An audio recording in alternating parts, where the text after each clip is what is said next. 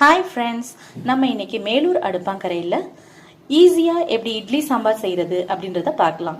இப்போ அதுக்கு தேவையான இன்க்ரீடியன்ட்ஸ் என்னென்னு பார்க்கலாம். துவரம் பருப்பு, பாசிப்பருப்பு ரெண்டையும் ஈக்குவலாக ஒரு டம்ளர் எடுத்துக்கோங்க. 4 பச்சை மிளகா கீறி வச்சுக்கோங்க. ஒரு 20 சின்ன வெங்காயம் எடுத்துக்கோங்க. 2 மீடியம் சைஸ் தக்காளி, ஒரு அரை ஸ்பூன் மஞ்சள் தூள், 1 ஸ்பூன் சீரகம், அப்புறம் தாளிக்கிறதுக்கு கடுகு, உளுந்து, சீரகம் அரை ஸ்பூன், 3 வரமிளகா, 1 ஸ்பூன் சாம்பார் பொடி, அரை ஸ்பூன் பெருங்காயத்தூள், கருவேப்பிலை சிறிதளவு, கொத்தமல்லி. இப்போ நம்ம பருப்பை வேக வைக்க போகிறோம். அதுக்கு என்னென்ன திங்ஸ் எல்லாம் ஆட் பண்ண போகிறோன்றத பார்க்கலாம். இப்போ ஃபஸ்ட்டு நம்ம இந்த துவரப்பருப்பு, பாசிப்பருப்பை கழுவுனதை இதை ஆட் பண்ணுறோம்.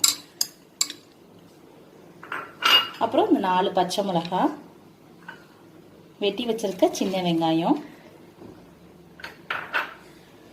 2 தக்காளி, சீரகம், மஞ்சள் தூள்,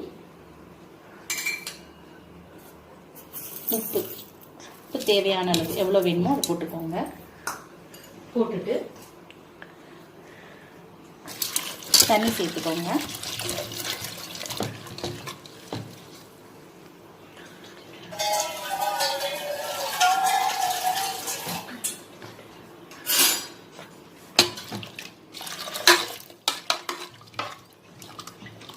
தேவையான அளவு தண்ணி சேர்த்துக்கோங்க. இப்போ நம்ம குக்கரை மூடி வச்சுட்டு ஒரு 4 விசில் விடணும்.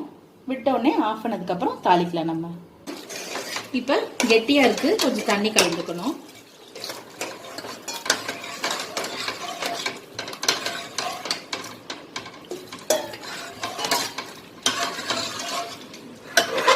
இப்போ இது கொதிக்கிறதுக்குள்ள நம்ம இதை தாளிச்சு கொட்டிடலாம். கடுகு, உளுந்து போடணும் ஃபர்ஸ்ட்.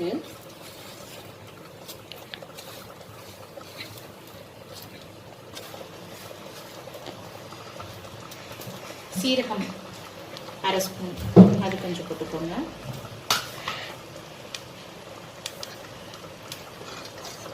பெருங்காயத்தூள் போட்டுக்கோங்க.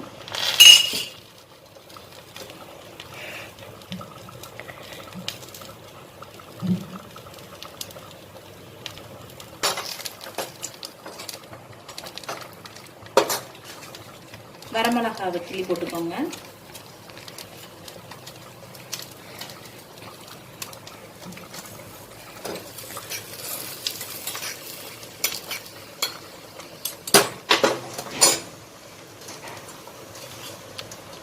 கருவேப்பிலை சேர்த்துக்கோங்க.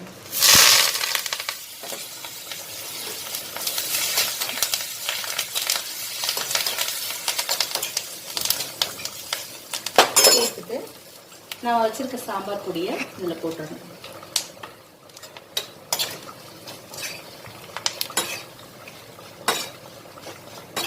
போட்டுட்டு இதில் ஊற்றிடணும்.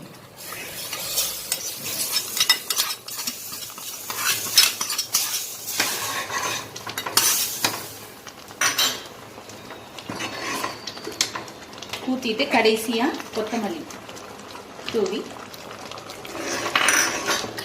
அடுப்பை ஆஃப் பண்ணிக்கலாம். இப்போ நம்மளோட சுவையான இட்லி சாம்பார் ரெடி. இந்த வீடியோ உங்களுக்கு பிடிச்சிருந்ததுன்னா லைக் பண்ணுங்க, ஷேர் பண்ணுங்க, சப்ஸ்கிரைப் பண்ணுங்க. மறக்காம பெல் பட்டன் ஐக்கானை கிளிக் பண்ணுங்க. தேங்க்ஸ் ஃபார் வாட்சிங்.